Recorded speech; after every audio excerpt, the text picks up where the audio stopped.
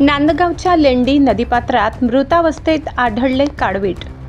पाण्याच्या शोधार्थ भटकंती करताना कुत्र्यांनी केला हल्ला। वनविभागाचा प्रथमदर्शनी अंदाज।